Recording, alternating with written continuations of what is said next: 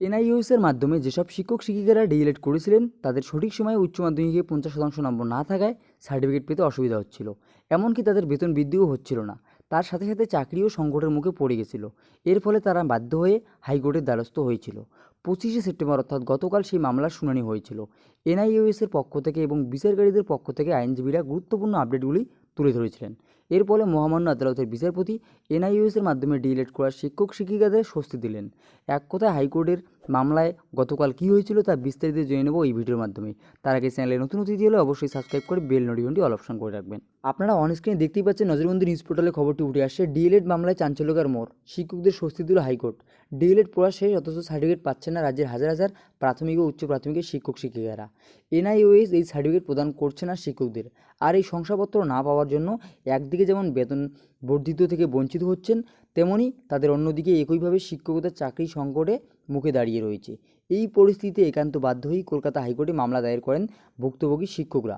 চন্দন দাস, প্রদীপ রায় এবং ভাস্কর বিশ্বাস সহ বহু শিক্ষক এই মামলাটি করেছেন। ডিএলএড মামলায় চাঞ্চল্যকর মোড়, শিক্ষকদের স্বস্তি দিল হাইকোর্ট। আজ এই মামলাটি উঠে রাজশেখর মান্থার বেঞ্চে। বিচারপতি আপাতত স্বস্তি দেন বিচার প্রার্থীদের। এখনই চাকরি সংকটে পড়ছে না শিক্ষকদের। বিচারপতি জানিয়েছেন, বিচার প্রক্রিয়া না শেষ হওয়া পর্যন্ত শিক্ষকদের বিরুদ্ধে কোনো শাস্তিমূলক ব্যবস্থা নেওয়া যাবে না। হাইকোর্টে এই মামলার আগামী শুনানি হবে 3 সপ্তাহ পরে। পরের শুনানির দিন বিচারপতি রাজ্যের অ্যাডভোকেট জেনারেল এবং কেন্দ্রের এডিশনাল সলিসিটর জেনারেলকে উপস্থিত থাকার নির্দেশ দিয়েছেন। আজ শুনানিতে শিক্ষক তথা পিটিশনার এর পক্ষ থেকে উপস্থিত ছিলেন আইনজীবী ফিরদৌস শামীম, এনসিটি এর পক্ষে আইনজীবী সৌভিক নন্দী এবং এনআইওএসের পক্ষ থেকে আইনজীবী আরেক বাক। মামলাকারীদের বক্তব্য, তারা চরম বিড়ম্বনার মুখে পরেই আদালতের শরণ নিতে বাধ্য হয়েছেন। শিক্ষক শিক্ষিকারা জানিয়েছেন, 2009 সালে শিক্ষার অধিকার আইন অনুযায়ী এনসিটি নোটিফিকেশন দিয়ে জানায় 31শে মার্চ 2019 সালের মধ্যে প্রথম থেকে অষ্টম শ্রেণী পর্যন্ত সমস্ত শিক্ষক শিক্ষিকাকে প্রশিক্ষিত হতে হবে। এদিকে কেন্দ্রীয় মানব সম্পদ উন্নয়ন মন্ত্রক এনআইওএসকে এই প্রশিক্ষণের দায়িত্ব দেয়।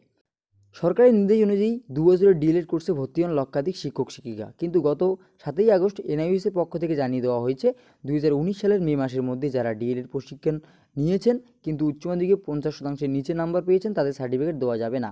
এনআইওএস জানিয়েছে তাদের পুনরায় উচ্চ মাধ্যমিকের পরীক্ষা দিয়ে 50%-এর উপর নম্বর পেতে হবে, তবেই মিলবে ডিএলএড সার্টিফিকেট। এনআইওএসের এই চরম ঘোষণার বিপদে পড়েছেন হাজার হাজার শিক্ষক শিক্ষিকা। শুধু তারাই নয়, তাদের সাথে বিপদের মুখে প্রাক্তন সমরকর্মীরাও। কারণ সমরকর্মীরা সাধারণত মাধ্যমিক যোগ্যতাতেই সেনাবাহিনীতে চাকরি পেয়েছিলেন।